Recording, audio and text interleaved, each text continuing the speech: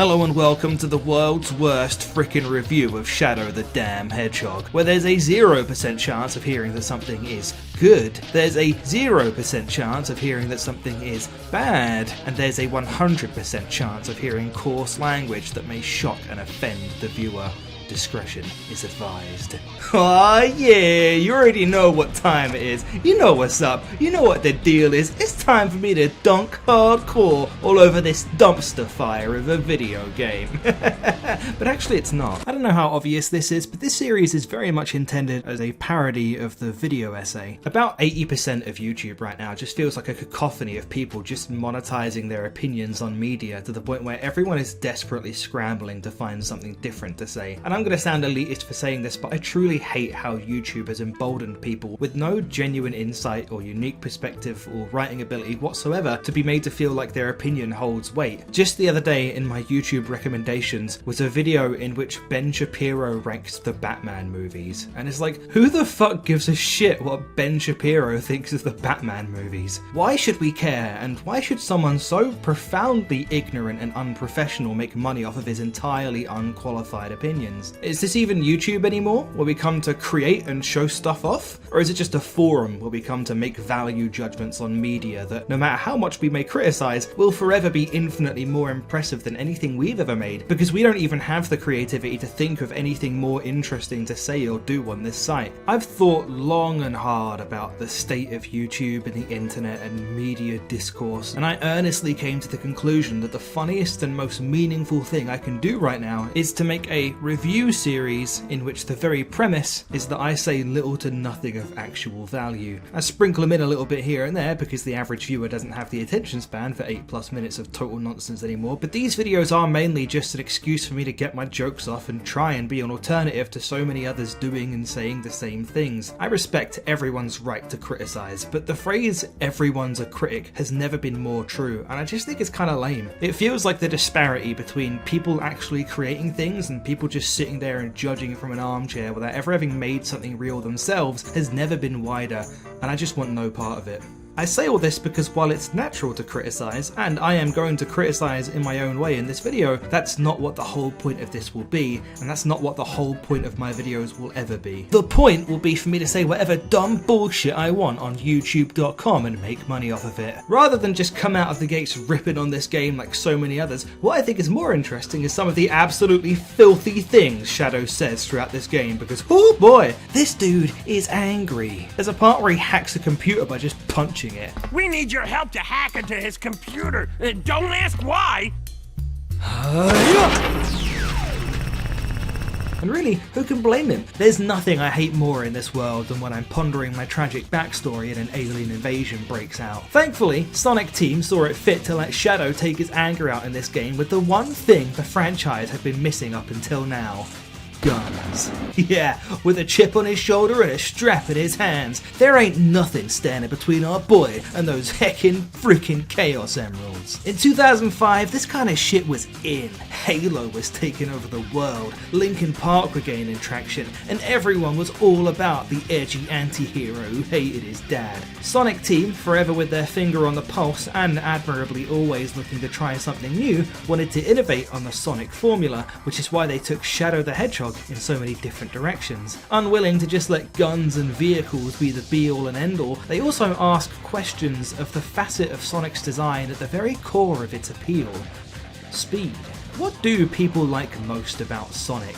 The devs' voices echo throughout their heads. It's surely the capacity to blast through levels at blazing speeds, right? So, where do we go with that next?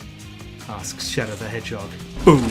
Introducing mild speed. Introducing waiting on blocks. Introducing this weird thing that makes me look like a space invader. We know that you were getting sick of the speed in previous Sonic games, so this game's identity will be stopping every 20 seconds to shoot 4 aliens. I'm going to start an ongoing list of funniest games ever made and put Shadow the Hedgehog as the sole game on it right now, and therefore the funniest game ever made. The emotional turmoil that this character goes through whilst trying to uncover his past in this game is palpable. Because the game has a morality system in which you influence the eventual ending by aligning with certain characters throughout the game's levels, you really get to see the full range of emotions and personality traits that this character is capable of if you ping-pong back and forth between hero and villain. Some of the later cutscenes have this walking 3 Days Grace album putting on performances that have Shakespearean actors applying as Subway sandwich artists the next day. Doctor, please, I need to know.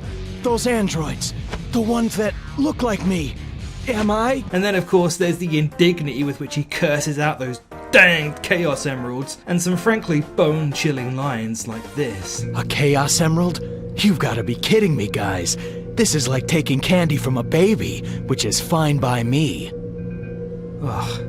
I just don't feel safe playing video games anymore. This control over the kind of Shadow you're playing as might seem novel at first, and then you realise that there are 10 endings to this game. You have to finish this game at least 10 times to see the true ending. That is nowhere near enough, Victor the Crocodile. And all the while, you've got to be conscious of doing the correct hero or villain missions that will bring you to a new part of this weird mission map that you haven't been to before. This means that at some point in Airfleet, you'll have to actively choose not to kill the President of the United States. Oh yeah, there's a mission where you can kill the President of the United States. What am I? A reasonably tall flight of stairs? This means you'll inevitably have to go through levels like Lost Impact. Lost Impact. Lost Impact. Lost Impact. This means you'll inevitably have to go through levels like Lost Impact. Lost Impact. Lost Impact. Lost Impact. Fun fact, the first and only time I ever played Lost Impact when I was a kid, I remember like hating every minute of it and just getting lost all the time and abandoning the hero mission midway through to just do the neutral mission and just get it over with. And I got to the results screen and the time said 28 minutes. I had been in the level for 28 minutes. That might not sound like a lot to you, but this is a Sonic game. Not a mainline Sonic game, but close enough to one. I was in this level, in this Sonic game, for 28 minutes.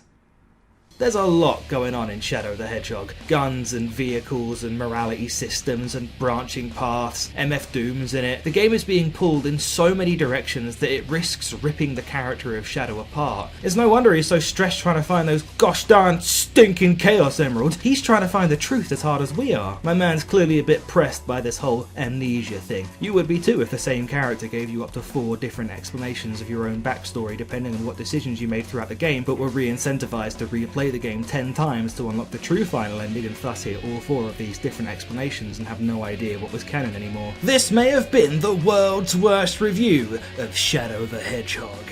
You may not have realised that I forgot to do this bit in the last 2 editions of this series, and what I'm saying is, I think it's time we cut Shadow a break.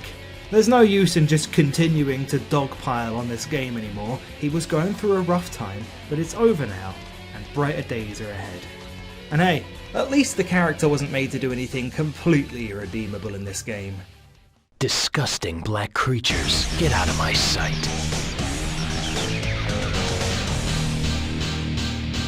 Hey, what the fuck?